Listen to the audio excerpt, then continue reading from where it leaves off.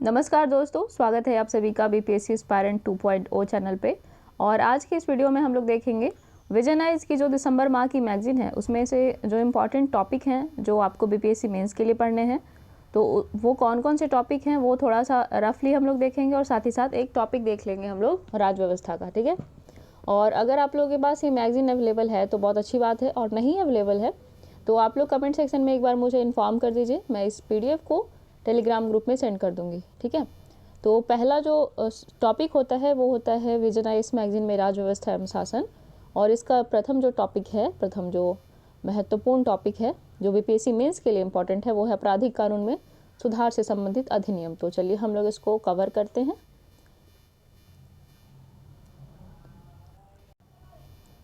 और ये आ गया हमारा राज्य व्यवस्था एवं शासन। यहाँ देखते हैं पहला टॉपिक, आपराधिक कानून में सुधार से संबंधित अधिनियम। ठीक है, क्रिमिनल लॉ रिफॉर्म एक्ट्स। तो सुर्खियों में क्यों है ये हम लोग पहले देखेंगे, और इससे रिलेटेड जो अन्य फैक्ट हैं, जो अन्य तथ्य हैं वो भी देखेंगे। तो हाल ही में भारत के राष्ट्रपति ने देश की आपराधिक न्याय प्रणाली में आमूलचूल सुधार हेतु 3 महत्वपूर्ण विधेयकों को मंजूरी दी है, और ये विधेयक अब कानून बन चुके हैं। तो जब ये कानून बन चुका है तो आपको पढ़ना तो चाहिए, है ना। ऐसा थोड़ी है कि विधेयक पेश कर दिया गया है तो आप ये बोल के कि अभी तो ये कानून बना नहीं है तो हमें नहीं पढ़ना चाहिए, ऐसा नहीं है। आप ये कानून बन चुका है, और वैसे तो अगर नैतिक रूप से देखा जाए तो आपको विधेयकों की भी जानकारी होनी चाहिए। अब देखते हैं कि कौन कौन से हैं ये 3 अधिनियम। तो पहला है भारतीय दंड संहिता 1860, इसकी जगह क्या आया है, भारतीय न्याय संहिता। ठीक है, आईपीसी को बदल दिया गया है भारतीय न्याय संहिता से।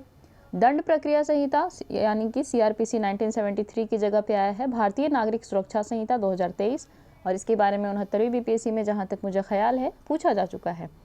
और आगे है भारतीय साक्ष्य अधिनियम 1872 की जगह आया है भारतीय साक्ष्य अधिनियम 2023। ठीक है, और यहाँ पे आगे है कि आपराधिक कानूनों में सुधार के लिए 3 विधेयक पारित किए गए थे। इन विधेयकों को पहली बार संसद के मानसून सत्र के दौरान अगस्त 2023 में पेश किया गया था, और उसके बाद उन्हें गृह मामलों की स्थायी समिति के पास विचार के लिए भेजा गया था। ठीक है, कब लाया गया था, अगस्त 2023 में। उतना याद रखने की आवश्यकता नहीं है, लेकिन एक रफ आइडिया होना चाहिए कि कब से ये प्रारंभ हुआ इसमें सुधार का। ठीक है, बाद में स्थायी समिति के पास भेजा गया इसको विचार के लिए। आगे देखते हैं। हालांकि पहले के विधेयकों को वापस ले लिया गया और स्थायी समिति के कुछ सुझावों को शामिल करते हुए दिसंबर 2023 में नए विधेयक पेश किए गए थे। तो अब तो ये तो जानना ही चाहिए कि जो पहला विधेयक लाया गया था मानसून सत्र में, उसे ही उसी रूप में नहीं लाया गया है, उसी रूप में पारित नहीं किया गया है, वरन जो स्थायी समिति के सुझाव थे उसको शामिल करते हुए दिसंबर 2023 में नया विधेयक लाया गया, और उसके पश्चात फिर उसको कानून का रूप दिया गया। ठीक है, अब आगे है आपराधिक कानून में सुधार की आवश्यकता क्यों है। बहुत सारे लोग बोलते हैं कि नोट्स कैसे बनाना है, तो आप यहाँ पे देखिए, पेन पेपर लेके बैठिए, और साथ ही साथ मैं आपको बताते चलूँगी कि नोट्स कैसे बनाना है।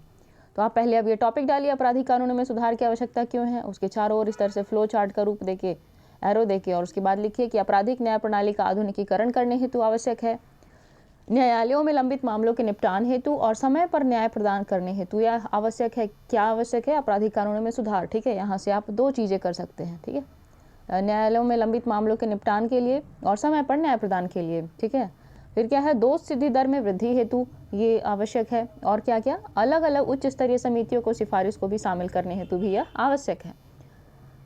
अब देखते हैं आपराधिक न्याय प्रणाली का आधुनिकीकरण करना। तो आईपीसी भारतीय साक्ष्य अधिनियम और सीआरपीसी को अंग्रेजों ने लागू किया था, इसलिए इसके ज़्यादातर प्रावधान उपनिवेशकालीन हैं।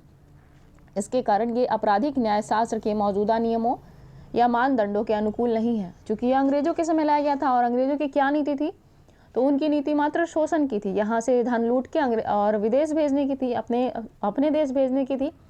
और इसीलिए उन्होंने क्या किया कि अपने अनुसार यहाँ पे ये जितने भी नियम थे, जितने भी दंड के स्वरूप थे, वो इतना कठोर कर दिया गया कि यहाँ पे लोग डर जाएं। ठीक है, उनकी जो दंड देने की प्रणाली थी, तो मूलतः उनकी प्रणाली शोषण वाली थी, तो इसीलिए उसको बदलना आवश्यक था। क्योंकि आज हम अपने देश में रह रहे हैं, अपने समाज को बेहतर करना और किसी देश का शोषण करना, दोनों 2 चीज़ें हैं, तो इसीलिए यह परिवर्तन आवश्यक था। ठीक है, अब आगे है कि सामाजिक परिवर्तनों से सामंजस्य बिठाने के लिए एक विकसित और अनुकूलन योग्य आपराधिक न्याय प्रणाली की आवश्यकता पड़ती है।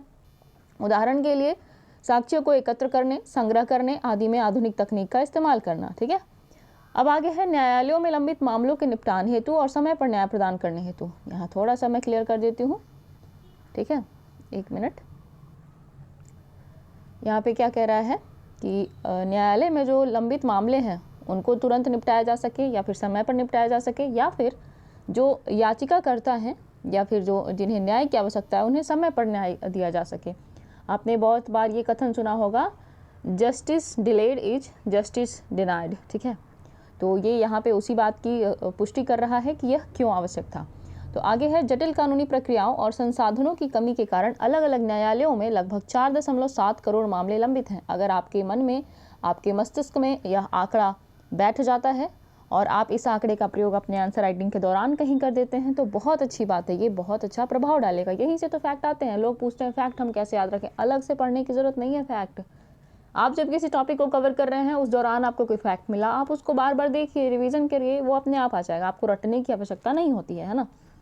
आगे है, तथा कई विचाराधीन कैदी लंबे समय से जेलों में बंद हैं। अब विचाराधीन कैदी की बात आती है तो आपको अपने माननीय राष्ट्रपति द्रौपदी मुर्मू जी के उस कथन को, उस भाषण को सुनना चाहिए या फिर याद करना चाहिए, जब उन्होंने बात किया था कि बहुत सारे अपराधी अभी भी जेलों में बंद हैं जिनका कि ज़्यादा कुछ अपराध नहीं है या फिर जिनके की सजाएं ख़त्म हो चुकी हैं, लेकिन नेग्लिजेंस की वजह से मात्र वो उनका जीवन बर्बाद हो रहा है, ठीक है। तो अगर आपने सुना है उनका वो भाषण तो आप जाके, बेहतर बात है, अगर नहीं पता है आपको तो आप जाके एक बार देख लीजिए, है ना। उन्होंने साथ ही साथ ये बात कहा था कि हम कैसे समाज का निर्माण कर रहे हैं। हम आज बात करते हैं कि जेलों का निर्माण हो, बल्कि हमें ये सोचना चाहिए कि जेलों की संख्या कम होनी चाहिए। एक ऐसे समाज बनाना चाहिए जहाँ की अपराध कम हो, न कि अपराध बढ़े और हम जेलों की संख्या बढ़ाने पर ध्यान दें। तो ऐसा माननीय राष्ट्रपति जी का कहना था। बेहतरीन भाषण था। एक मनुष्य को किस प्रकार होना चाहिए, एक नागरिक, एक सभ्य समाज को कैसा होना चाहिए, उन्होंने वो बातें बताई थी। खैर आगे हम लोग चलते हैं। आगे है कि दोष सिद्धि दर में वृद्धि हेतु आपराधिक न्याय प्रणाली में मौजूद कमियों के कारण लगभग 50% मामलों में अभियुक्त या अपराधी दोष सिद्ध नहीं हो पाते। इन कमियों में निम्नलिखित शामिल हैं। तो क्या है, तो अपर्याप्त फॉरेंसिक जांच, पुलिसिंग संबंधी कमियां और कानून को लागू करने में शक्तिशाली व्यक्तियों का प्रभाव आदि। तो इन्हीं के कारण दोष सिद्धि की दर में वृद्धि नहीं हो पाती, ठीक है, उनकी दोष सिद्धि नहीं हो पाती। तो इसीलिए आवश्यक है कि इन आपराधिक कानूनों में सुधार किया जाए। और क्या क्या है, तो अलग अलग उच्च स्तरीय समितियों की सिफारिशों को शामिल किया जाना चाहिए, जैसे इनमें गिरफ्तारी, अपराध स्वीकारोक्ति, जमानत, मृत्युदंड आदि से संबंधित पहलुओं पर विधि आयोग, ठीक है, मलिमत समिति 2003 और न्यायमूर्ति वर्मा समिति 2013 की सिफारिशें शामिल हैं, ठीक है। तो आपको ये सारी चीज़ें, ये वाले जो पॉइंट है ना, ये आपको एकदम कौन कौन सी समिति संबंधित है आपराधिक कानूनों में सुधार से, उसका आपको जिक्र करना आवश्यक है जब इससे रिलेटेड मेंस का क्वेश्चन आए तो, ठीक है। अब हम लोग देखते हैं भारतीय न्याय संहिता, ठीक है। तो इसका उद्देश्य क्या है, तो आईपीसी अर्थात भारतीय दंड संहिता, इंडियन पिनल कोड 1860 को भारतीय न्याय संहिता अर्थात भारतीय न्याय संहिता 2023 से प्रतिस्थापित कर दिया गया है। ये भारतीय न्याय संहिता भारतीय दंड संहिता का स्थान ले लिया है और आईपीसी देश में दंडनीय अपराधों के लिए प्रमुख कानून है, ठीक है, देश में दंडनीय अपराध के लिए प्रमुख कानून है, ठीक है। अब पृष्ठभूमि देखते हैं, तो एक मिनट। भारतीय दंड संहिता अर्थात आईपीसी 1860 से पहले तो भारतीय दंडिक कानूनों में संसदीय चार्टर व अधिनियम, ईस्ट इंडिया कंपनी के विनियम, हिंदू विधि, मुस्लिम कानून, प्रथागत कानून आदि से संबंधित नियम शामिल थे। किसमें, तो आईपीसी 1860 से पहले। इसके पहले जो है ना, जब ये कानून लाया गया तो क्या था कि भारत में जो दंड का कानून था उसमें क्या क्या चीज़ें शामिल थी, तो कुछ संसदीय चार्टर हो गए, ठीक है, ईस्ट इंडिया कंपनी के कुछ विनियम हो गए, छोटे छोटे ऐसे ही, कोई कलेक्टिव रूप में नहीं था, हिंदू विधि विधान हो गया, ठीक है, और मुस्लिम कानून हो गए। कहने का तात्पर्य यह है कि उस समय जो सामाजिक व्यवस्था थी, उसी सामाजिक व्यवस्था के आधार पर उस समय जब ये 1860 का आईपीसी नहीं आया था तब वो दंड का प्रावधान था, ठीक है। आगे देखते हैं, पहला विधि आयोग 1834। तो 1834 में लॉर्ड थॉमस वेबिंगटन मैकाले की अध्यक्षता में प्रथम भारतीय विधि आयोग का गठन किया गया। इसका उद्देश्य कानूनों का आधुनिकीकरण करना और नागरिक समाज को औपनिवेशिक शासन के अधीन लाना था। इस आयोग ने 1837 में भारतीय दंड संहिता का एक मसौदा तैयार किया। यह मसौदा ब्रिटिश कॉमन लॉ पर आधारित था। इसमें उस समय के भारतीय कानूनों की पूरी तरह से अनदेखी की गई थी, ठीक है। तो पहले कौन आया था, पहला विधि आयोग 1834 में आया था और अध्यक्षता किसने की थी, तो लॉर्ड थॉमस बैबिंगटन मैकाले ने, ठीक है। और क्या था इसका मुख्य उद्देश्य, तो कानूनों का आधुनिकीकरण करना और नागरिक समाज, जो भारतीय नागरिक समाज था, उसे औपनिवेशिक शासन के अधीन लाना था, ठीक है। और कब आईपीसी का मसौदा तैयार किया गया, 1837 में, और यह मसौदा किस पर आधारित था, तो ब्रिटिश कॉमन लॉ पर आधारित था, ठीक है।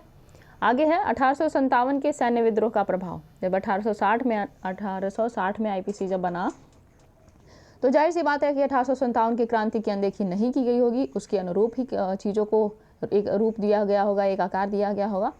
तो देखते हैं कि बाद में किए गए संशोधनों 1857 के विद्रोह के कारण आईपीसी को कानूनी रूप देने में देरी हुई और भी संशोधन किए गए होंगे। हालांकि 1857 के सैन्य विद्रोह और 1858 में भारतीय शासन व्यवस्था के ब्रिटिश राजशाही के प्रत्यक्ष नियंत्रण के अधीन आने के बाद 1860 में आईपीसी को कानूनी रूप दिया गया और यह 1862 में लागू हो गया। ठीक है, आगे है कि आईपीसी 1860 के लागू होने के बाद क्या हुआ, तो वो देखते हैं। पिछले कुछ वर्षों में आईपीसी में नए अपराधों को शामिल करने, उन धाराओं में संशोधन करने जो किसी कृत्य को अपराध घोषित करते हैं और दंड की मात्रा में बदलाव करने के लिए संशोधन किया गया।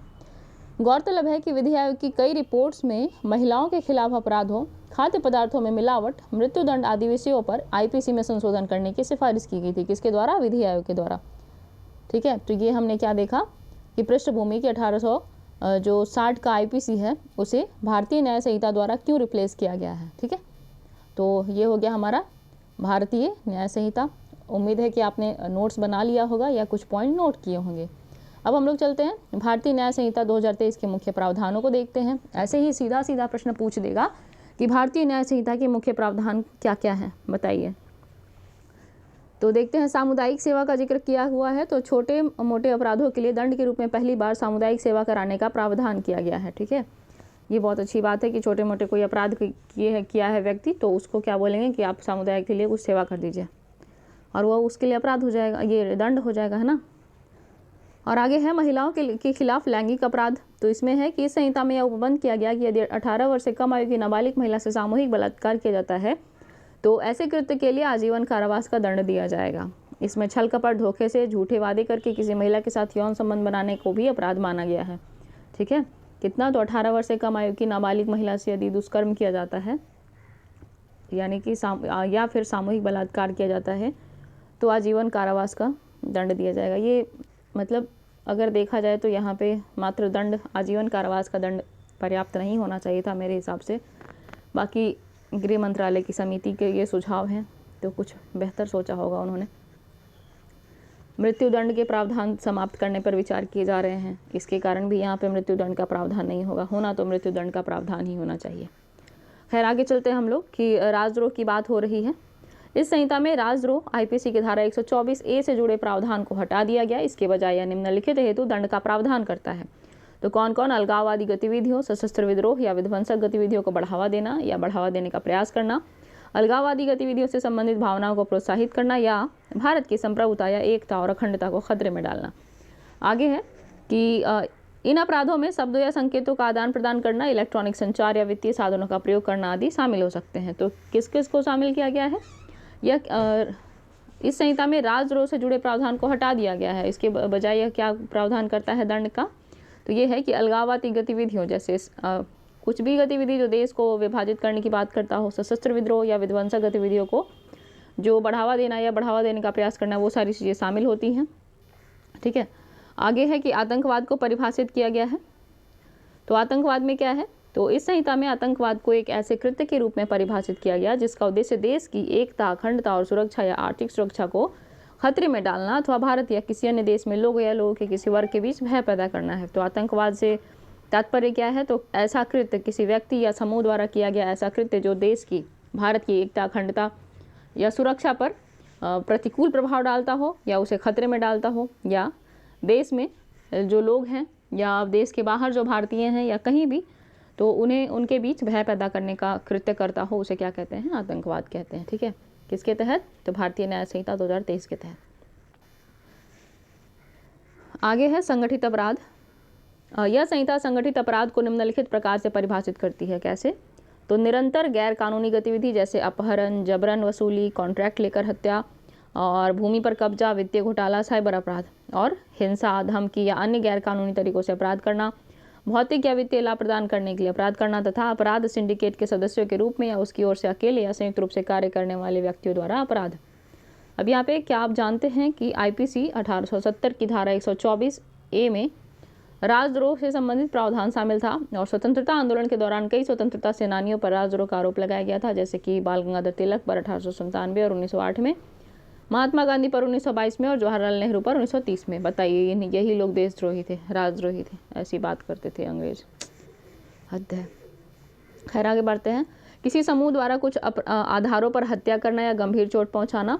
जब 5 या अधिक व्यक्तियों का समूह एक साथ मिलकर नस्ल, जाति या समुदाय, लिंग, जन्म स्थान, भाषा, व्यक्तिगत विश्वास, धर्म या इसी तरह के किसी आधार पर हत्या करता है या गंभीर चोट पहुंचाता है तो ऐसे समूह के प्रत्येक सदस्य को हत्या के मामले में मृत्युदंड या आजीवन कारावास और जुर्माने से तथा गंभीर चोट पहुंचाने की स्थिति में 7 वर्ष तक की अवधि के लिए कारावास और जुर्माने से दंडित किया जाएगा। ठीक है, तो ये किसके प्रावधान है? भारतीय न्याय संहिता के।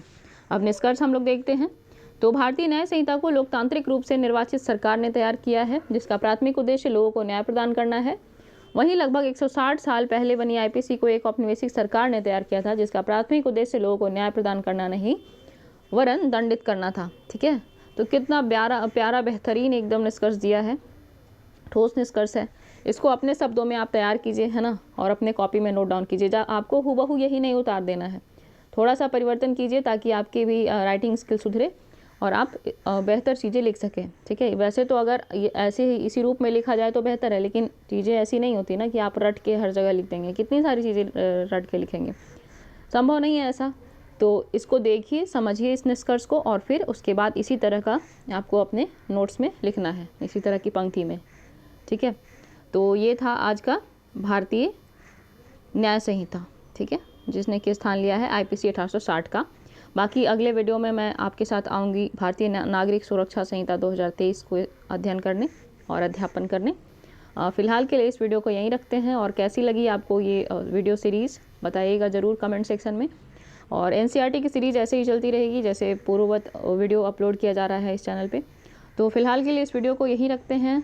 उम्मीद है कि आपको यह वीडियो पसंद आया होगा, हेल्पफुल होगा, और मिलती हूँ आपसे अगले वीडियो में। धन्यवाद।